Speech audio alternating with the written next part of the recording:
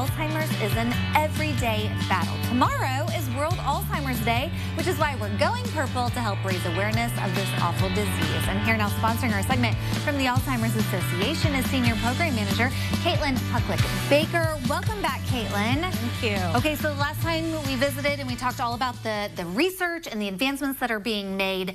Let's talk warning signs, because there are some things that people need to be maybe aware of and on the lookout for. So first one, memory loss that disrupts daily life. Is that like kind of where like you forget where you put your keys kind of thing? Honestly, it could be like that, but it's a step further.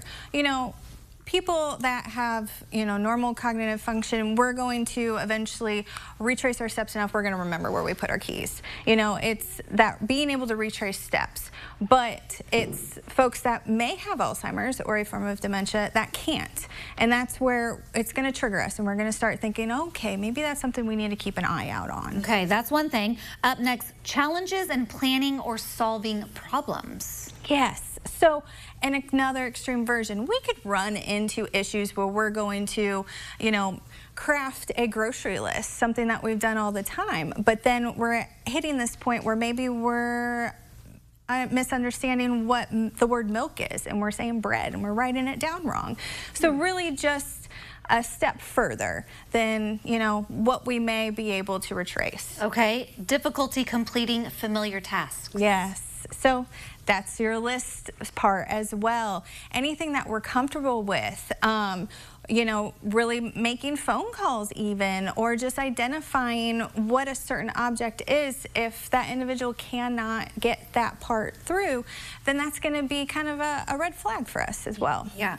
This next one I can remember my dad having trouble with was confusion with time or place. They had him like draw a clock and try to do the time, and could not do it. Yes, and that is one of those things, and as it continues on, and that was similar as well, I've seen those tests done, that the brain just has changed, and we can't pinpoint what that is of what we used to be able to do when it comes to understanding simple time and place. Trouble understanding visual images and spatial relationships. Judging our distance. If you're looking at a table that you're going to put your keys on, and then, you're dropping the keys before you get to that table, that depth perception is going to have some difficulty, possibly. That's something else that we're going to want to keep an eye on. Okay, new problems with words and speaking or writing. Right. Just like I said, if you're looking at something that is a milk carton, but it's coming out the word bread, and we can't seem to bring that back to what the correct object or option is, we're going to question. Okay, misplacing things and losing the ability to retrace steps. Sure.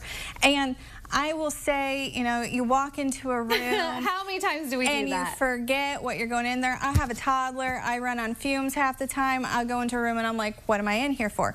But we always tend to retrace our steps, and we'll remember, I was going in there for that pen or that book.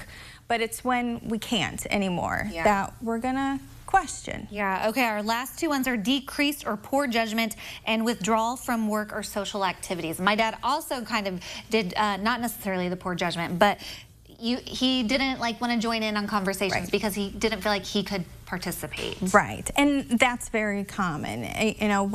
When they're self-aware that maybe they can't be a part of the conversation at the level that they're used to, or it's just that anxiety that comes from it, that some individuals will withdraw into themselves and not want to put themselves in a situation that may be embarrassing or they don't understand. Exactly. Okay, I know we're out of time, but I want to quickly mention you've also got 10 healthy habits so that maybe we can start doing these things now to just prevent any sort of disease. So there's a look at them there. Challenging your mind, staying in school, eating right, managing diabetes, maintain a healthy weight, sleep well, get moving, control your blood pressure, be smoke-free, and protect your head. I worry about that one with my daughter in volleyball, my son in soccer. I know Alzheimer's runs my family. Let's just protect ourselves as best as we can.